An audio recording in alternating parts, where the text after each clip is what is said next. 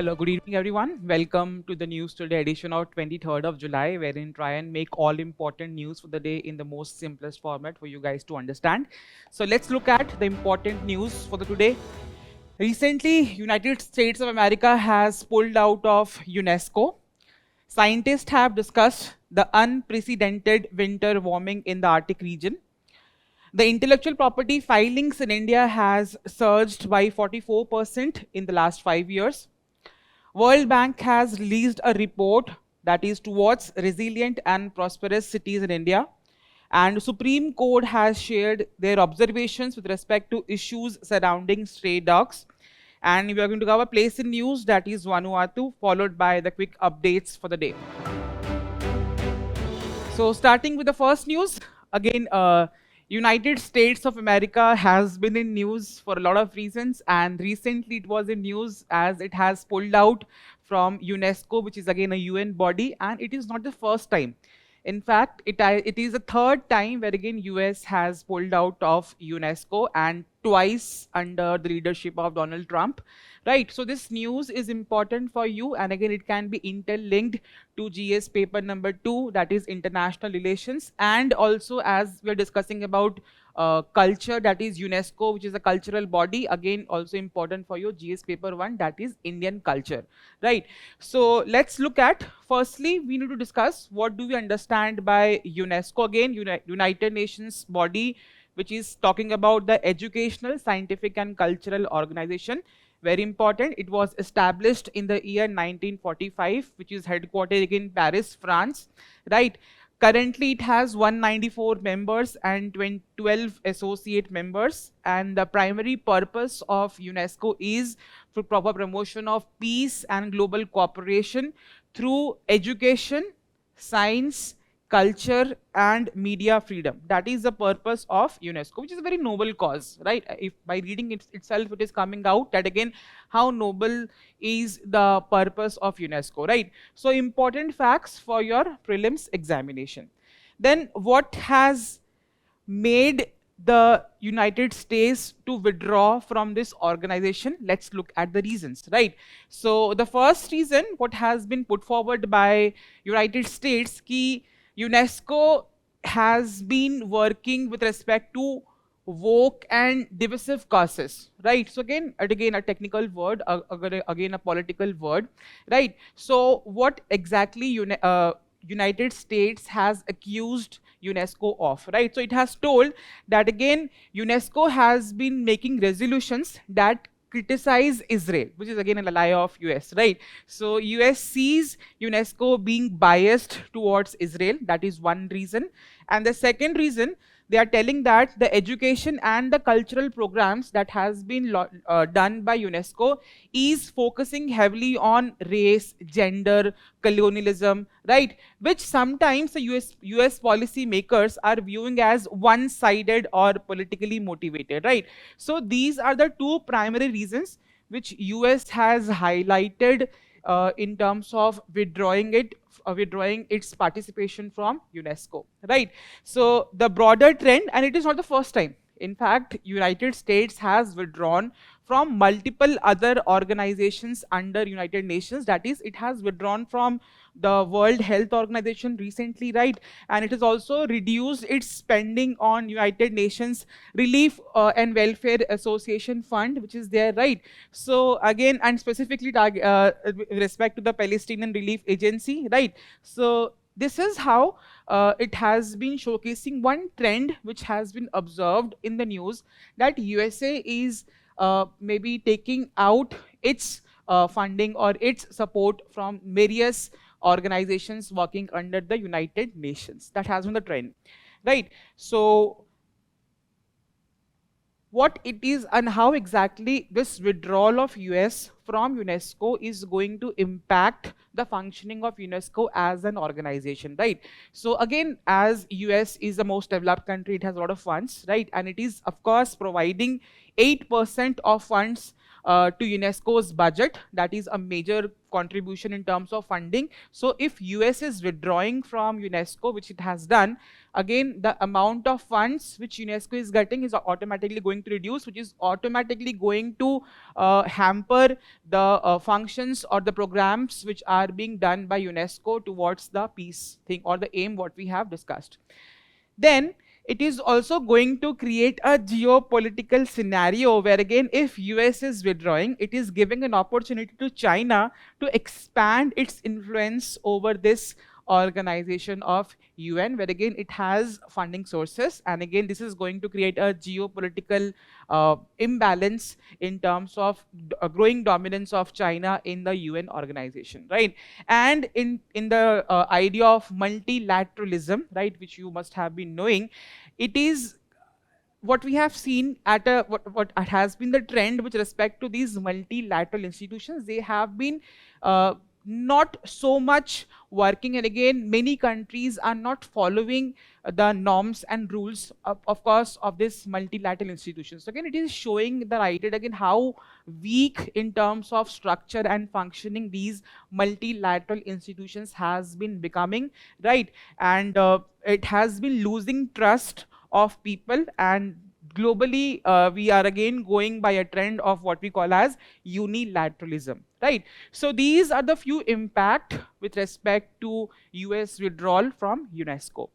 Then in terms of why does it matter for India, right? So let's look at, because India and the association of UNESCO has been a good one, right? Where again India is an active member of UNESCO, and with respect to the UNESCO World Heritage Sites, UNESCO has recognized 44 sites in India. That is very important, right? Because they are getting protection under this UNESCO, and again a lot of benefits, right? And it is also getting, India is also getting benefits from the global cooperation in education, culture and biosphere conservation.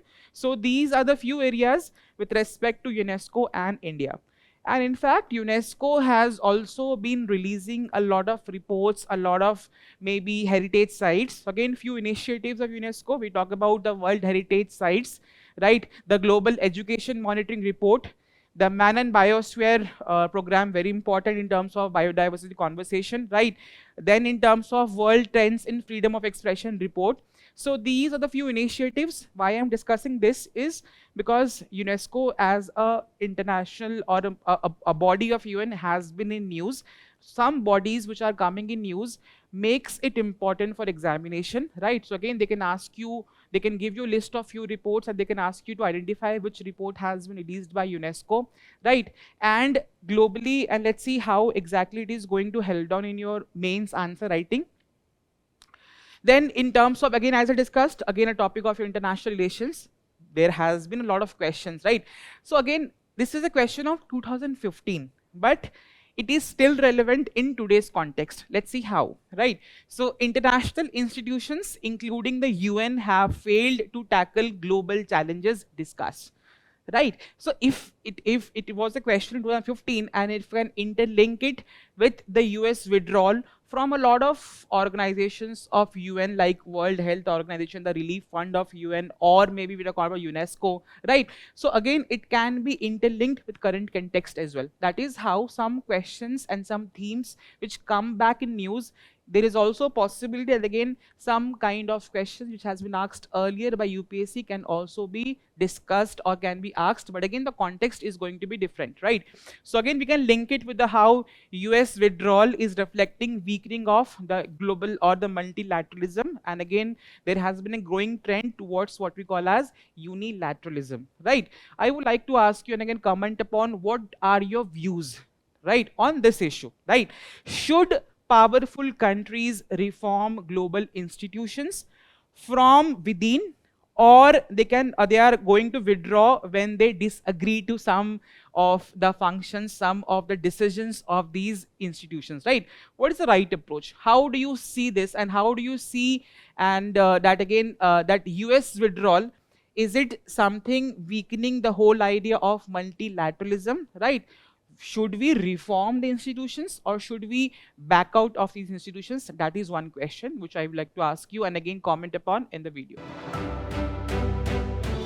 Moving on to the next news. So there has been a recent study by scientists which is showing that the Arctic region of the globe has been encountering unprecedented winter warming, right? So again, that is something. What is winter warming? Again, you must have observed that how climate change has been affecting the change of seasons. We are seeing monsoon early, we are seeing less amount of winter season, right? More of, let's say, summer season. That has been the change, right? So again, its impact of climate change on the Arctic region is something which scientists has been discussing and again coming into the limelight. It can be interlinked to GS paper 1, geography, GS paper 3, the topic of environment, GS paper number 2, the topic of global cooperation with respect to tackling the idea of climate change, right? This is how this topic is important with respect to syllabus of the examination.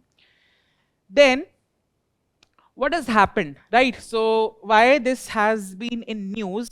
Because recently in this year, February 2025, we have seen a unusual winter warming over Svalbard region of the Arctic, again, which is an archipelago of Iceland, certain kind of Icelands, right? So we have seen in the month of February 2025, there has been heavy rainfall, right?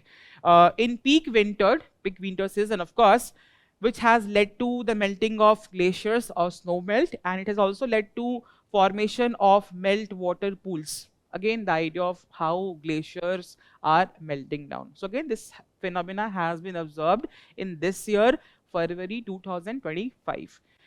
Now let's discuss what do we understand by this Arctic amplification, right? So if you look at the map of the global picture, right, Arctic amplification basically means climate change is happening, we all know, due to climate change, and climate change is happening due to what? Due to global rising temperatures, right? So it is basically telling that again, if we see this picture of globe, the red areas basically is highlighting how the temperatures has been rising in these areas. If you see, there's a dense region of red across the Arctic and somewhere around the Antarctic region as well. We're getting more dense in the Arctic region. It is itself showcasing one idea that again, if heat or climate change is happening due to which heat is getting induced, it is happening more in the Arctic region. And scientists have in fact discussed in this particular idea that again, the Arctic is warming approximately 4 times faster than rest of the world. And that is why we call it as an idea of Arctic amplification, right? And the reasons which has been talked out with respect to why there has been an increasing temperature over the Arctic region is, number one, the human induced warming, which is more extensive and extreme in the Arctic region, right? And it is leading to a faster melting of ice, and again, it is of course going to create a climatic disruptions, right? So this is how we are going to discuss about the idea of Arctic amplification. I will show you one picture. Again, this picture was taken by a NASA satellite, right? So this is something very interesting, that if you look at the width and the area which was covered under ice in the year 1984 was something like this.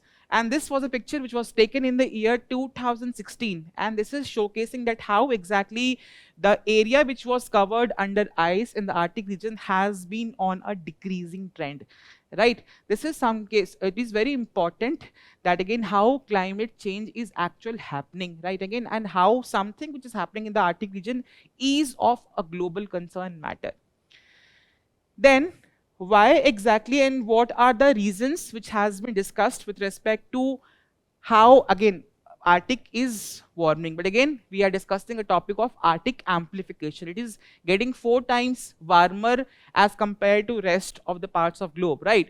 So the few reasons which has been highlighted by the scientists are that there is a reduced albedo. Of course, you must have read in geography that again, how ice reflects sunlight. It is not absorbing, it reflects the sunlight. So it is if we are experiencing a reduced albedo, which means what?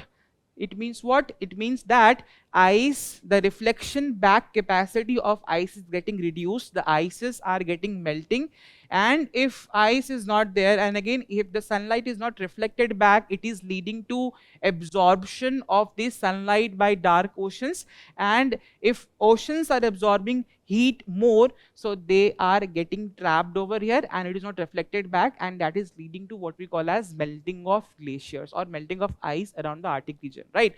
I'll showcase you one diagram to maybe understand you in a better manner. So if you understand, if this is an area, right, which is again the surface is not covered by snow, right? So 70% of the sunlight is getting absorbed, 10% is getting reflected back, or and so in some areas it is getting by 20% reflected back. But if you see here in a region where again it is completely covered by ice, approximately 90% of the sunlight is getting reflected back, and again there is less absorption of heat.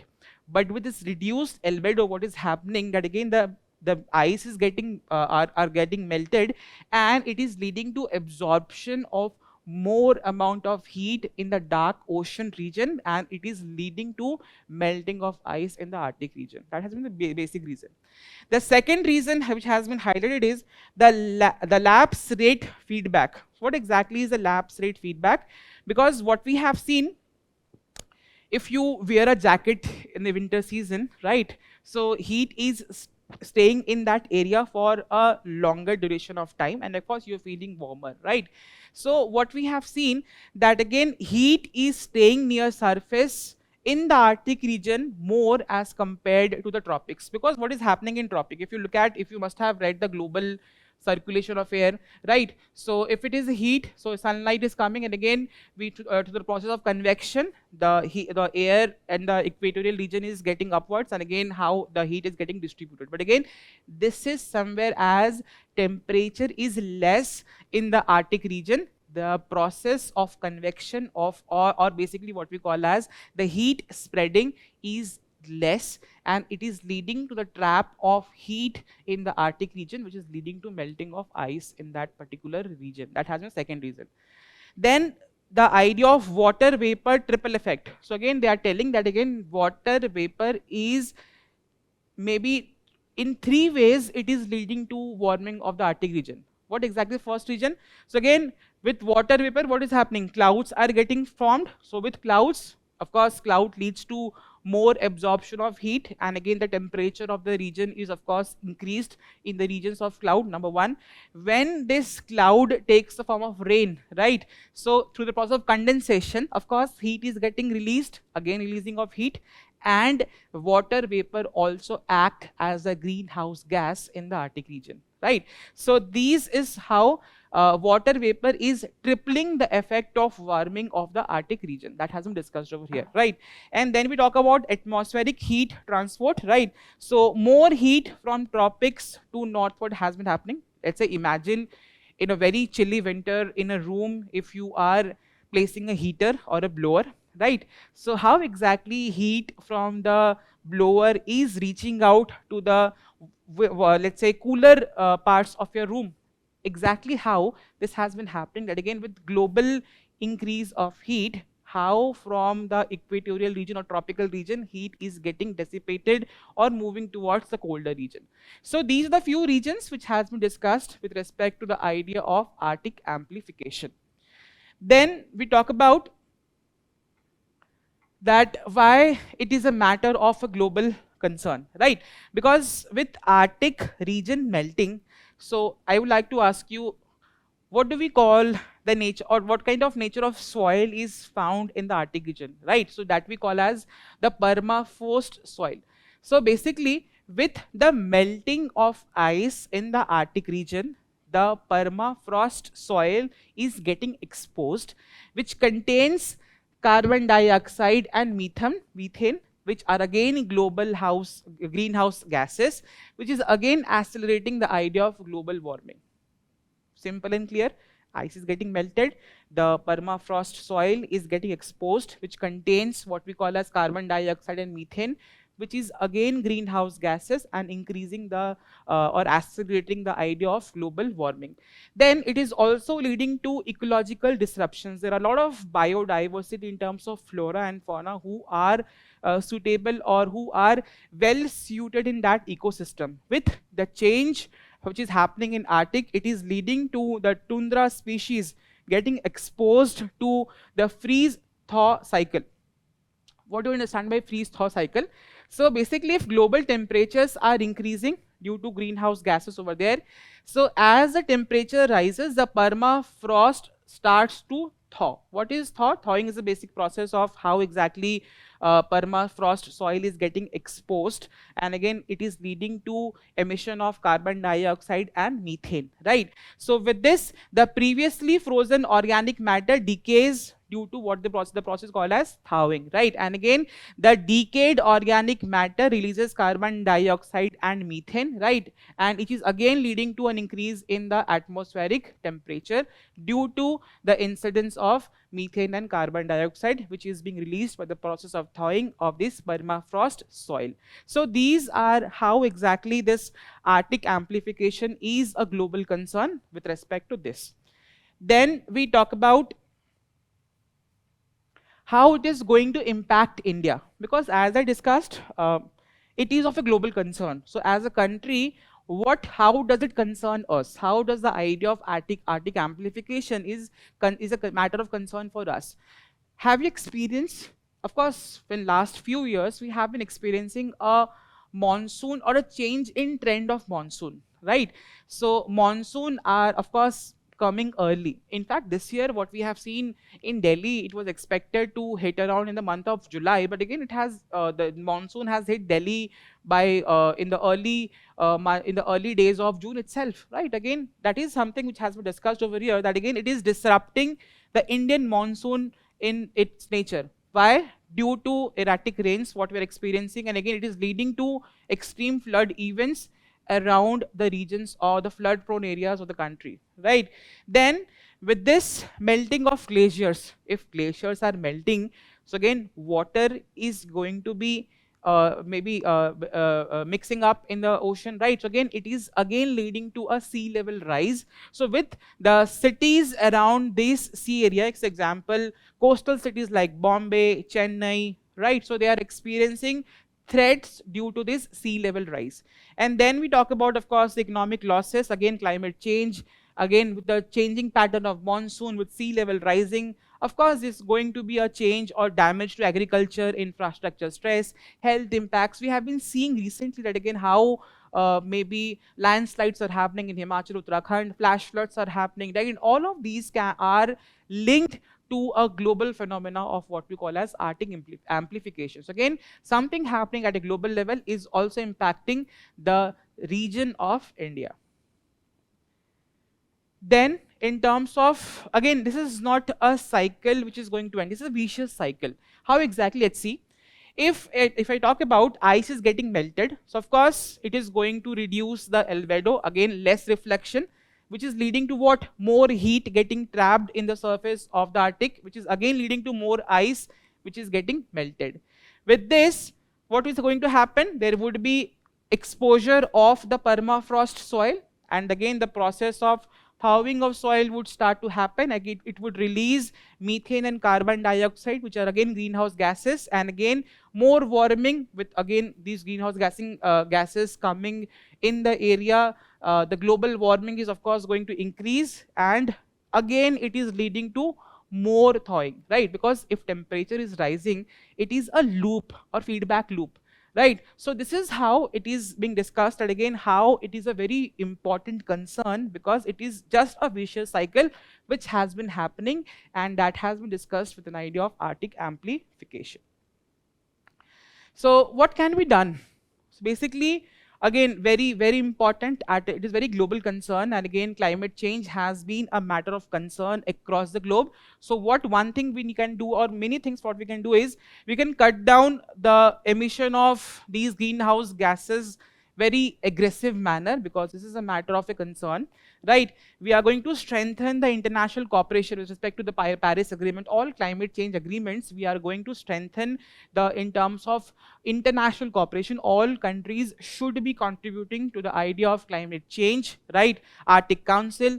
There has to be investment in climate resilient infrastructure, right? And there has to be a raise of public and policy maker awareness with respect to climate change.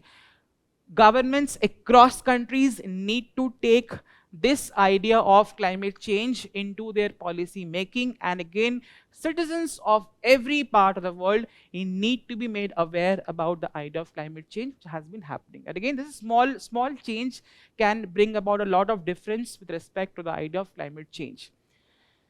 So again, very important, again mains question could be framed, but again I have seen one question which was asked in prelims examination by UPSC. If you look at this question, exactly what has been there and what we have discussed, right? So this is how somewhere it is highlighting that again how news which is there can help you, and how direct or explicit nature of questions are asked in prelims examination with respect to certain news. For example, this is not something I have framed. This is a UPSC previous year question. For example, consider the following statements. Light is reflected back by ice-covered surfaces, that is, we have seen albedo. Carbon dioxide is released from melted permafrost soil, we have seen. Methane is also released from thawing of marine hydrates, we have seen. Which of the above are feedback mechanism, again the feedback loop what we have discussed, that contribute to the climate change? Of course, all of three, right? This is how we have read certain things in geography environment. We're just going to explicitly understand, and explicitly sometimes they come up in news and they take a form of question in the examination. The next news for the day. Recently, government has highlighted that again how intellectual property filings in India has increased by 44% in last 5 years. That has been a report which has been released by a Minister of State in Lok Sabha under Ministry of Commerce, right? So again, it can be linked to GS paper number 3. Again, a specific topic of IPR is there in paper number 3 under economics, and again also under the domain of science and technology, right? So what exactly are these IPRs if I talk about? Let's say if you are writing a book, if you have invented a certain kind of a device, if you have made a design which is completely owned by you, you have made, right? So what if someone copies it? So this is where intellectual property comes into picture, where again you can prevent your original creation, your original invention through this intellectual property protection, right? That is basically what you call as intellectual property rights, right? So these intellectual property rights are classified on 5 bases, right? So basically, as I discussed, intellectual properties are the legal protection for creations of mind, right? So again, they have 5 categories. Number 1 is patent. Patent is being given for new invention, what someone is doing. For example, a machine, a medicine is being invented, you can patent them.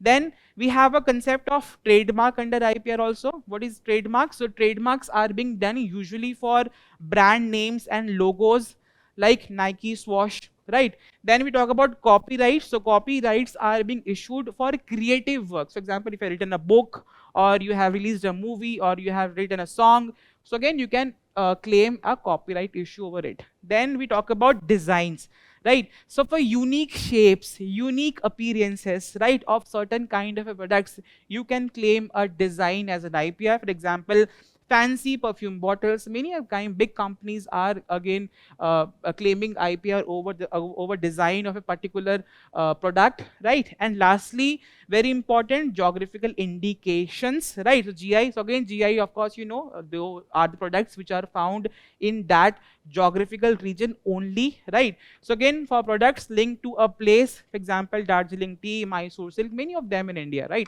So these are the five categories on which IPR are being issued. Then what exactly is the news? The news has highlighted that again in India, the IPR filing has surged by 44% in last 5 years. Very, very good thing with respect to Indian industries or the growing idea of use of science and tech, right? So, and the report has also highlighted that again, with respect to geographical indications, there has been an increase of 380%, right? So it is showcasing that again how the indigenous products of India are getting recognized at a global platform, and again people are claiming and states are in fact claiming geographical indications over them, right? And they are followed by, of course, designs, patents, copyrights and trademarks. That has been the trend, right? So it is reflecting India's push for innovation and IP protection, that is intellectual property right protection. That is what this report has talked about. Then what exactly, again, as we have discussed, there has been an increase in the surge of IPR by 44%. So there might have been some policy or some steps which would have been taken by the government, which has led to this particular surge in IPR which has been happening in the country. So what they are told in terms of procedural reforms, again, the timelines with respect to the filing of IPRs has been fixed. They have been made in fact easier. For example, the trademark forms, which usually consisted of 74 pages, it has been reduced to 8. That is itself showcasing the how procedures with respect to IPR filing has been eased out. Then we talk about fees concession. There has been 80% of off on patents with respect to startups and MSMEs, and 75% off on designs as IPR patent, right? Then we talk about there has been use of digital tools in terms of claim or maybe filing IPRs with respect to there has been IP dashboard, there has been an AI powered trademark search, right? Then we talk about people are getting more aware. There has been a lot of programs, for example, NEPM, for example, Startup India IPR protection. We talk about IP awards. We talk about IPR internships. All of this is making the citizens aware about the IPR, and India, in fact, has been what we have been seeing on global standards. For example, we have adoption of Locarno classification for design. So again, this is how India has been using global standards with respect to IPRs as well. That is how we have seen a surge of 44% in the last 5 years with respect to IPR filing in India. Then we talk about why it matters for us as a country. We have discussed, of course, it is boosting the idea of innovation and the startup culture, right? It is protecting the traditional knowledge and local identity with respect to GIs.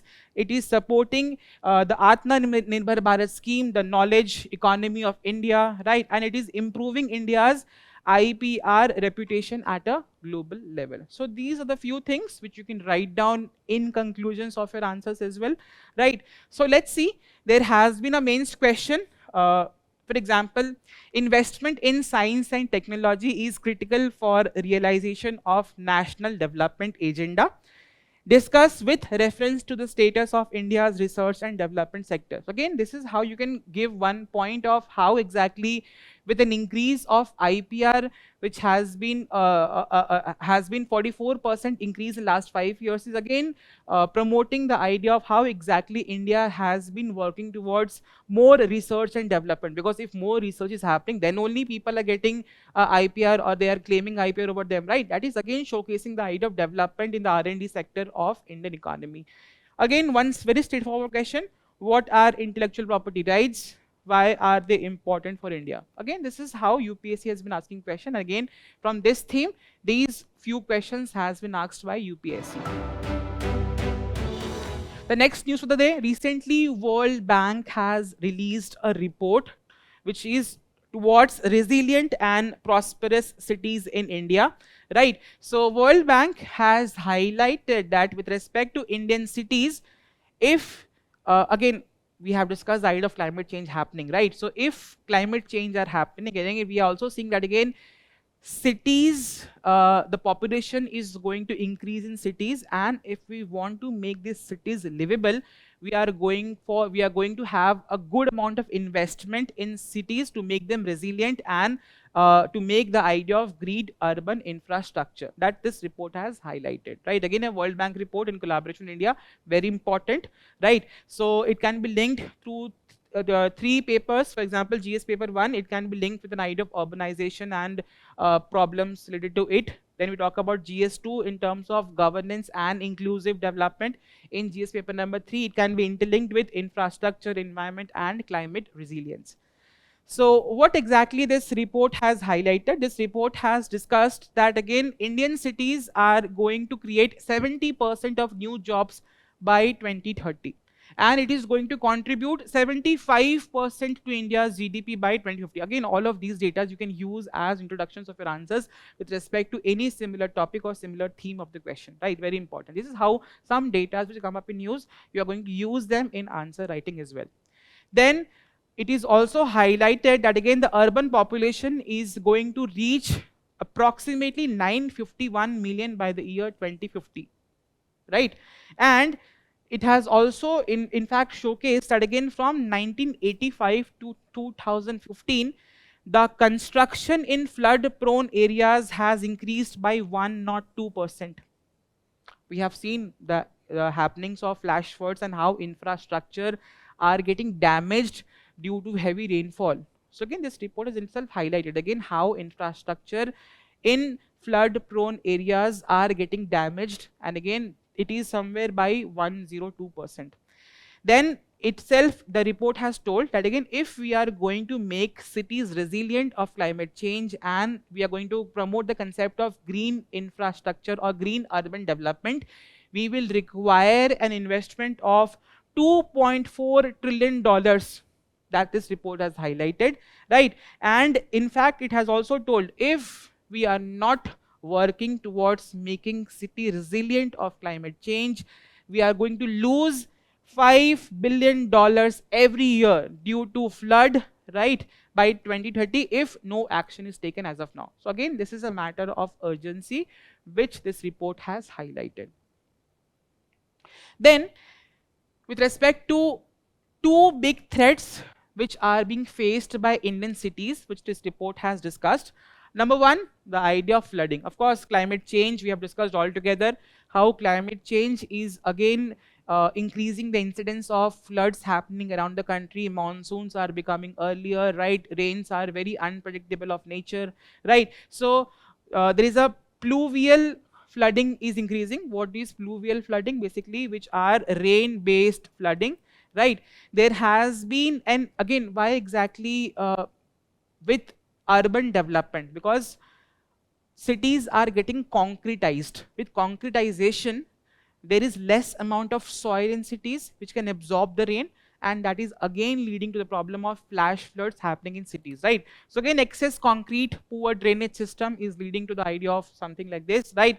And it is going to take $5 billion annual loss, as I discussed. And again, by 2070, if we are not going to work on this particular problem, we are going to lose approximately $30 billion every year, which has this report highlighted. It has also discussed the second major problem which Indian cities are facing is severe heat waves or heat stress. We have seen how temperatures across the summer season has been increasing on a trend. We face heat waves. And of course, urbanization has been one major problem to that as well, or one major reason to that. Because of course, with concretization, the urban heat trap is happening, right? The heat budget of the earth is getting imbalanced, and that is how heat stress is developing in cities as well. So this report has told the nature of extreme heat is going to heat exposure is up by 71%, right? And the idea of urban heat island is of course there, and the heat deaths is of course crossing 3 lakh every year by 2050 if we are not working in making cities resilient. So these are the two big issues with respect to Indian cities which this report has highlighted. Then these are the few areas where again how exactly climate action plan which has been discussed, which can make cities resilient with respect to the idea of climate change. So again, we are going to assess the risk in terms of local hazard mapping, disaster risk integrated to the land use plans. We are going to support the vulnerable groups who are more susceptible to the changing nature of climate change, right? We are going to focus on informal settlements, right? Climate risk mapping of high risk residents which are staying in these areas of risk.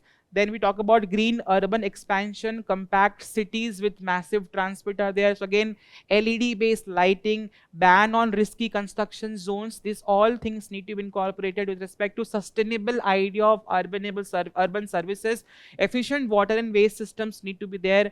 We are going to have low carbon solid waste management infrastructure. We are going to discuss about how private sectors are going to be involved in the whole idea of making cities resilient with respect to the growing change with respect to climate change, right? So this is basically a climate action plan which has been there and which has to be taken into consideration with respect to changing nature of urbanization with respect to climate change. Then World Bank has also visioned that again how it is going to see India by the year 2050, that India is going to be compact, connected and climate ready cities, and cities that has withstand floods and heat waves. It is providing inclusive housing and services, and it is driving green economic growth. This is the vision of this with respect to this particular report of India by the year 2050, right? So now we talk about some question. Again, recently in 2023 from GS paper number 1, there was a question which can be interlinked to the theme of the topic which we discussed. Examine the status of urbanization in India and the problems associated with it. What strategies should be adopted to combat the urban challenge? So again, one challenge which we have seen with respect to the idea of floods happening, the idea of heat waves, which this report has highlighted, which we can directly quote in our answers. Then the next news of the day, Supreme Court has recently shared their observation with respect to balancing protection of stray dogs with concerns of citizens. Many times we have seen in videos surfacing in social media that again how man-animal conflict with respect to dogs has been happening. There has been a lot of conflict or a lot of incidents where again maybe with respect to public and a dog which has been there, but again we have been seeing on lift dogs are attacking people, and again how people are many times are being violent towards dog. So this is where Supreme Court has shared an observation with respect to that. It can be linked to GS paper number 2, the idea of governance, right? Again, where again in the whole governance process, how exactly we are going to take up this matter into consideration. It can also be linked to ethics paper, where again ethics in public and personal relationships, where again the duties between citizens and animals need to be balanced. It can also be interlinked with certain case studies on conflict resolution between competing rights, which is animal welfare versus public safety. So why exactly this issue matters? Because there has been a growing stray dog population in urban areas. We have seen and we have experienced that, right? And the rise of dog bites cases has been 37 plus lakh cases in the year 2024, which has been given by NCDC, right? Then there has been a public fear versus animal compassion. Many a times you have seen on social media, in societies, in public spaces, conflict are between people. Some people are very compassionate towards these stray animals or dogs. Some people are fear of these dogs because of the deaths and the idea of dog bites which has been happening, right? So this is where a balance has to be maintained, which is this observation of Supreme Court has highlighted. Then again, the recent Supreme Court observation has told, what they have told very clearly, that again, you are going to feed, if you are feeding stray dogs, so again you are going to do that in a responsible manner. You are not going to feed dogs in public spaces, preferably in private spaces. How exactly maybe you can do that based on the nature. You are going to do it in that manner. That is how the Supreme Court has given an observation that again, if we are feeding dogs, we are going to feed in our private spaces, not in public spaces. That has been the observation of Supreme Court, right? So Supreme Court observations, that again what they have also discussed, that again stray dogs have legal protection, but public safety is also very equally important. Two conflicting situations. Citizens feeding stray dogs must act in a responsible manner. Supreme Court has also told that again public spaces should be safe and free of dog threats, right? And lastly, they have emphasized that the ethical balance between animal rights and human concern. So these are few areas with respect to observation, with respect to stray dogs, which Supreme Court has shared. They have also discussed ethical dilemmas. Again, in ethics paper, you have read the concept of compassion. All of these. Again, the ethical issues involved are compassion versus public order, right? Where again, feeding may cause territorial aggression across citizens in some areas. We have seen also animal rights versus human safety.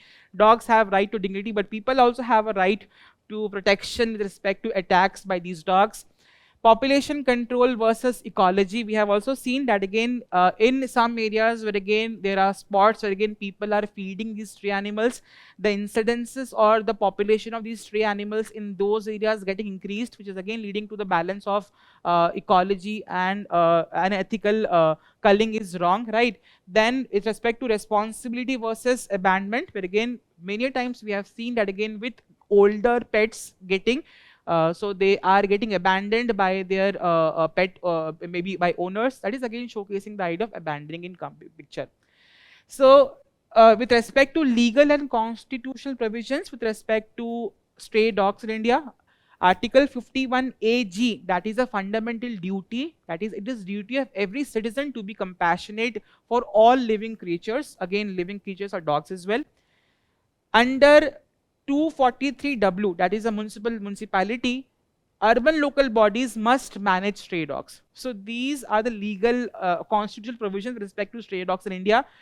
When we talk about certain legal provisions, the ABC rules, which is again talking about animal cruelty, which is there under the Prevention of Cruelty to Animals Act. It is talking about sterilization and vaccination of stray animals, and it is regulating the feeding through residents' welfare associations and local bodies. Supreme Court, in fact, in the Jellikattu case in 2014 has in fact highlighted that again under Article 21 of Indian Constitution, animal enjoy same protection of life and dignity as compared to humans. This has been observed in the Jellikattu case in 2014. With respect to some philosophical perspectives, you must have read the idea of utilitarianism, deontological ethics, right? Again, where again utilitarianism is basically you are going to get best utility of that particular thing, right? So again, it means that again how focus on what's useful or beneficial is overall. For example, if the dog doesn't serve a purpose anymore, people are abandoning it. In terms of deontological ethics, it says that we must do the right thing no matter what, like caring for an animal responsibly, even it's very hard sometimes, right? This is some of the philosophical perspective with respect to this. In general, what exactly is the middle path, right? So again, we need to protect animals with love as well as abiding by the law. We need to ensure that humans are not put at risk. We need to be responsible, that again, do not abandon your pets even if they're getting older, right? Do not feed them in unsafe spaces or public spaces. And in terms of the local authorities need to be empowered, the resident welfare associations of societies need to coordinate the idea of sterilization, vaccination and feeding zones with respect to these stray dogs. This is the middle path which is discussed. With respect to again an idea, again fortunately in 2019 and 22 there was a case study with a similar theme. If you look at the question here, you are posted as a district magistrate in the district where villagers have started to feeding wild animals near forest zones out of religious belief. This has led to animal attacks. How would you balance religious sentiments and public safety? Similar theme. One other question, you are a municipal commissioner, animal welfare groups are protesting against dog sterilization programs, while resident welfare associations are demanding culling due to rising bite cases. What ethical framework will guide your decision making? So again, this is where it is very important theme and can be interlinked to the idea of governance and ethics, paper number 4. Now, the place in news for today, Vanuatu, which has the capital of Port Vila, was in news. Why? Because it has the country has approached the International Court of Justice with respect to the ecological impact or environmental destruction which has been happening in this area, and they are terming it as what we call as an ecocide, right? That has been the news, and that is why this place is in news, right? If you locate it on map, In terms of political idea, its location is basically an archipelago in the South Pacific Ocean, again under the region of Melanesia, right? And its position is basically east of northern Australia, right, and west of Fiji Islands, right? And the maritime zone is basically large exclusive economic zone. In terms of it is volcanic in its origin, right, and it has mountainous interiors with coastal plains, and major islands include Ispitru, Santo, and Malakula. So this is basic idea. Again, a place was in news because many a times what we have seen, UPSC has been asking questions. They give you match the following, place in news and why it was in news, and you need to locate them and you need to match the following in the right manner. So all the place in news, this is how something which is happening in news is important, and again how you are going to locate them in map, which is important for your prelims examination. Now moving on to the quick updates for the day very quickly. So this article has been in news since very a long time, Article 143, where again it is talking about presidential reference to Supreme Court. So the idea of reservation of bills, the idea of how exactly governor are going to respond to bills on a time-bound manner. Again, many issues has came down, has put out this Article 143 back into discussion. Again, recently, Supreme Court has issued notice to union and state governments on a presidential reference regarding powers of president and governor over state bills. This was an issue which must have discussed, and again, you must have be knowing that. What exactly is Article 143? Article 143 clause 1 tells that again, president can ask any question of public importance of law, and they can seek advice from what we call as Supreme Court. That is what we call as advisory opinion. President on its own discretion cannot do that. It can only do upon the advice which has been made by Union Council of Ministers. Supreme Court is not obligated to give any advice. President, if Supreme Court is giving in fact any advice, it is also not binding on the president. So these are the few areas or topics which is there under Article 143, which is important for the examination. The next news for the day, RBI has recently released Financial Inclusion Index. That is basic idea. Again, we know the idea of financial inclusion, that again how with opening of bank accounts, people getting using apps, and again getting registered in the financial domain.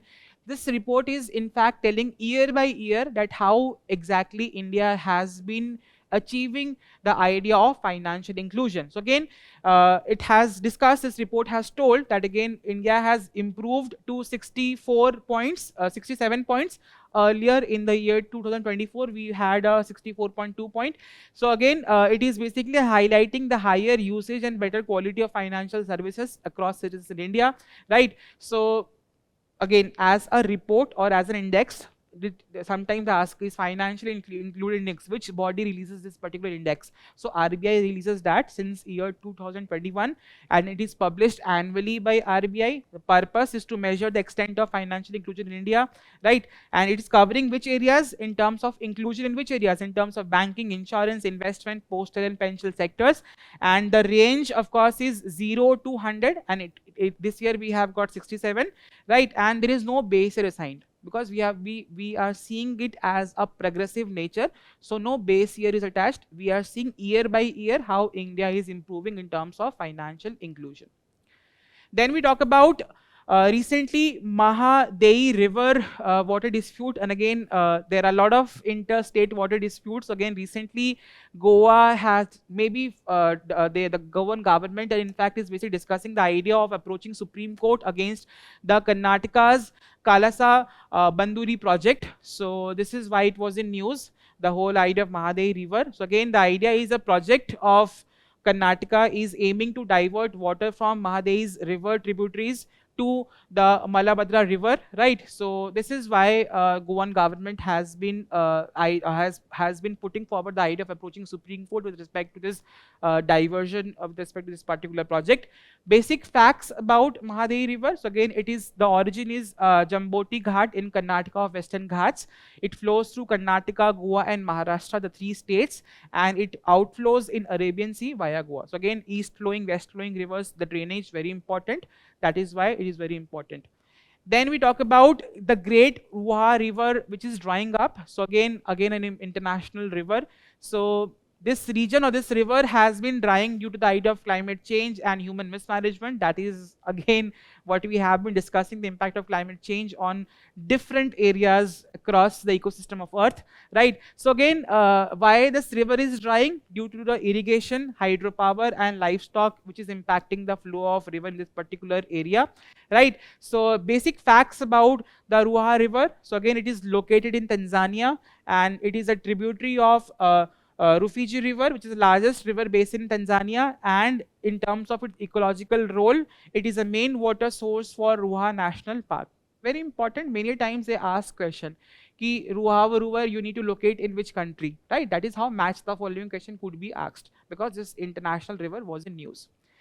Then we talk about section 498, that is cruelty against women. Recently, Supreme Court has maybe talked about enabling the reconciliation resolution before this cruelty act. Basically, if a woman is getting harassed both physically and mentally by her husband or in-laws, so there has been a protection which has been given under section 498A of the IPC, which is somewhere now covered under the section 85 of the Bharatiya Nyaya Sanhita of 2023. So the objective, of course, is to protect women from cruelty by husband or his relatives.